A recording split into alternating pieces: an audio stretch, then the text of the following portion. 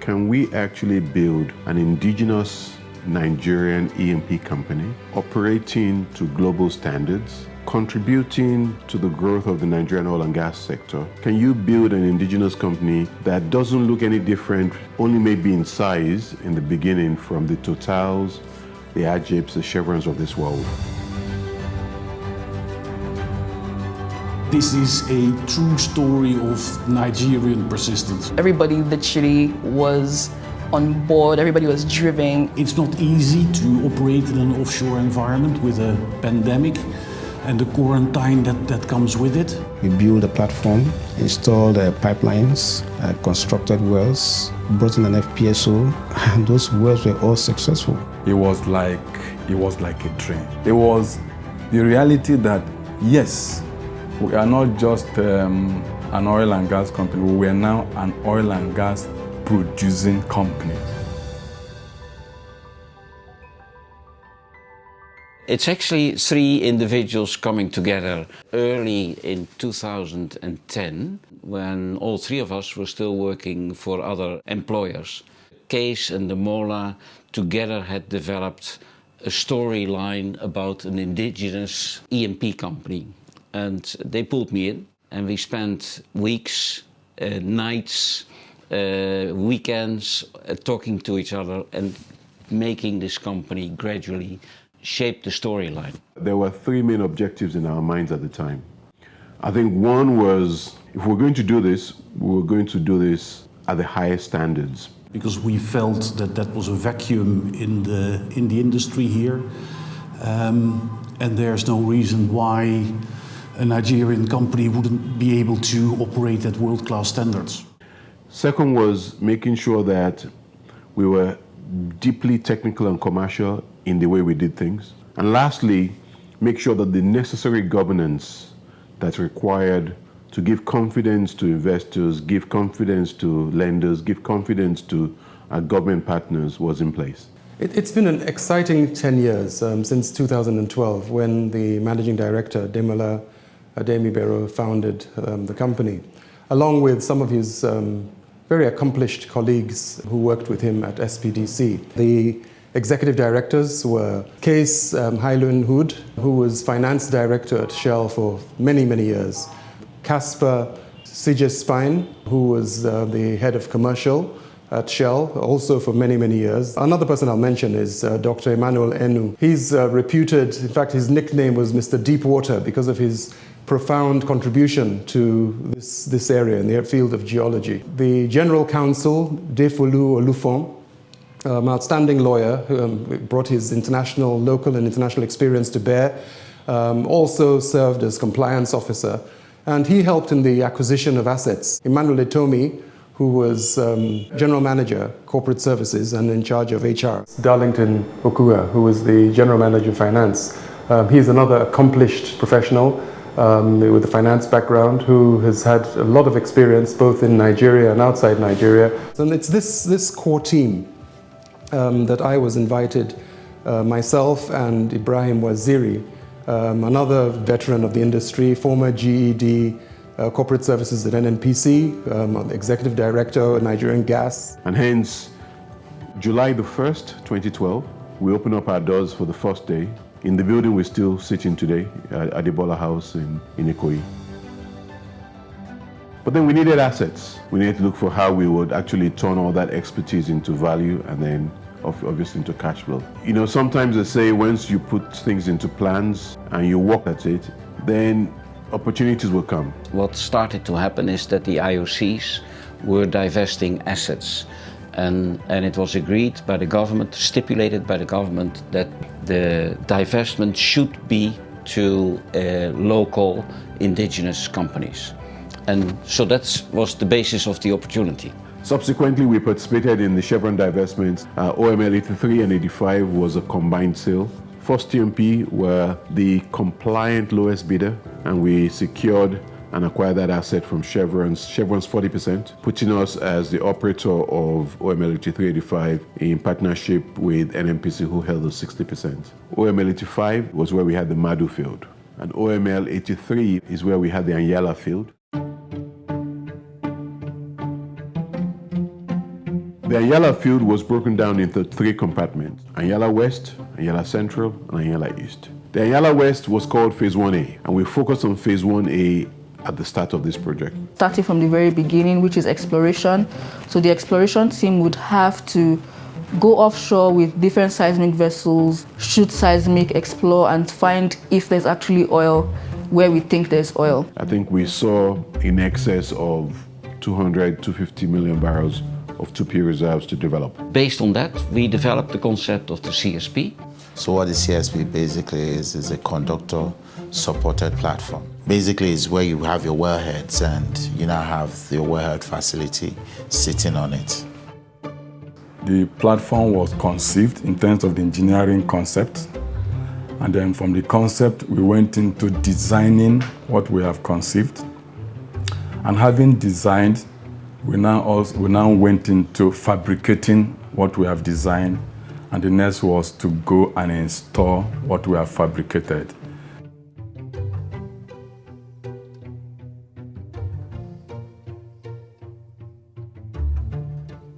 We drilled 7 wells, and one of them was a dual well on that platform. We also had to refurbish with our partners an FPSO, which is now called the Abigail Joseph FPSO. Basically, an FPSO is a production facility floating on water on a vessel that provides both storage and offloading for you. So Yinsin had an FPSO that had left Singapore, coming to Nigeria. Yinsin, working with us, decided to lay up in Southern Africa until all our other activities could catch up in the schedule of things we had to do. And finally, we got Yinsin's FPSO arriving in the Anyala field, I think sometime in early July of 2020. The FPSO has a capacity of 60,000 barrels a day, storage capacity just short of 800,000 barrels. We had to also link the platform to the FPSO through a series of subsea umbilicals, subsea risers, and subsea flexibles. They're basically just carriers or transmitters transmitting power and controls between the CSP, the platform, and the FPSO processing facility. The first TMP project team was coordinating all of this so that we could come on stream. And our initial dates for coming on stream were supposed to be April of 2020. This was going to require up to 5 to 10 vessels being on location, bringing in workforce from different countries because we were buying equipment from different OEM suppliers. And then we had COVID. Loading out of whether it was Denmark, whether it was in England, whether it was in Scotland, whether it was in Singapore was a challenge. I was actually, me and my colleague, my boss, we were actually stuck there in Europe for a long time with COVID. We had to find a way to manage our subcontractors and ensure that everybody was safe. All the materials were loaded out safely from Europe and bring them to Nigeria. We had to hire dedicated facility where we first put people in there for a period of days to monitor them. We had medical personnel who were overseeing these people, and then they put them through tests, the PCR test for COVID-19 virus. I must say that we must have tested in excess of 1,000, 1,200, because we had to test staff coming offshore, coming to the office. We also were implementing specific COVID-19 preventive measures while these persons were offshore. Social distancing, we needed to change how people go to have their meals. We needed to change how work teams are able to relate or collaborate or meet together. And then we also had medical personnel offshore who were monitoring people. We also had a dedicated quarantine offshore where people could be quickly isolated, and then we had choppers ready to evacuate people if we sense any danger before this thing could spread. So those were some of the practical measures. I think it was just a thing of joy on October 21st around midday when the first sample of crude oil came from the first wells in Anyala West. So I think we were over the side of the platform looking across to the FPSO and finally saw a flare. I think the GM operation sent me a WhatsApp message with a picture of the flare, and it just felt, I can't lie, felt very fulfilling. It was almost surreal to push the button and see the oil coming out and seeing the quality of the oil coming out. After 9 years of hard struggle, it was a good moment. It was one of relief, happiness. It just gave you a sense of accomplishment, all that you've gone through, all the energy and time you spent, and you see the results. So when you see that brown liquid come out of the ground, the first oil, I think for me is the most memorable time in the project.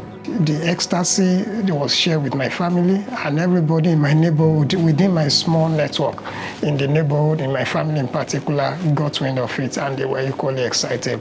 That excitement that, yes, you're not a producing company. You're no longer a company that is so to say, greenfield company. So we're now in a league of the producers. Currently, we produce between 42 and 45,000 barrels of oil a day. We have produced about 15.5 million barrels of oil to date from first oil, and we have exported about 15 million barrels of oil. And let me say this, if we did not have strong partners who believed in the vision of First TMP, First Oil would not have happened. The leadership of NNPC, the various GMDs from Andrew Yakubu to the late Makinte Baru and to the present GMD, Mele Kiari, and their leadership team, who have been extremely supportive. They've come through for us in ways that one wouldn't have imagined. We delivered, together with our senior partner NNPC, the project at an incredibly competitive expenditure. So, to give you an example, the unit development cost, which is the capex divided by the total production, is below $5 a barrel, which is incredibly competitive. The unit operating cost is in the range of $8 per barrel, which also is very competitive in the Nigerian, but also in the global environment. I think secondly, our DPR, our regulator, just being there for us, giving us all the regulatory permits we needed to be able to achieve First Oil in a safe, sound, and compliant manner. Being an indigenous company ourselves, we had this dream of incorporating as much local and indigenous content as possible in the project. And NCDMB gave us the support to achieve and even surpass this. We were able to fabricate over 3,000 tons of steel in local fabrication yards in Lagos and Port Harcourt, deploying over 90% Nigerian content personnel, which greatly surpasses the 45% prescribed by the NOGIC Act, for instance. We have been supported by excellent local banks, Sterling Bank and FSDH, who always kept faith in us. A plethora of other contractors. Bore drilling, Yinsin production.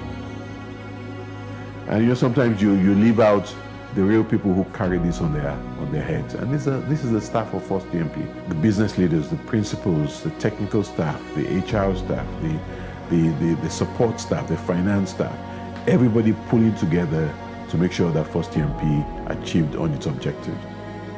I cannot but also recognize my colleagues in the management team who sacrificed all their time throughout the COVID period to make sure we were all on the table, available for the decisions we needed to make. As a board, our responsibility really is to scrutinize what's brought to the board, to advise and to encourage. And it's been great. We have a very diverse board. Along the journey, we were joined soon after by Richard Egan. He was working for Vitol, works for Vitol, and Vitol was one of our early shareholders. He brought a wealth of experience from the industry, insights both in the oil and gas sector and finance, with which he was very familiar. Later, we were joined by Fola Adeola, again another very well-known personality, extremely outstanding banker, founded GTB and many other enterprises since, and quiet philanthropy, one of the people I admire a lot. And most recently, Juliet Ehumwan, who's the outstanding CEO of Google in Nigeria. So that's the board that has superintended the affairs of First TMP over these 10 years. If there's one word you're looking, it's just a will to achieve. We are the only project, as far as I know, the only major project that came on stream and was commissioned during COVID. But we couldn't have done it without God. There were many examples where God intervened on our behalf. And the big man, he smiled upon us, and we pray that he continues to smile.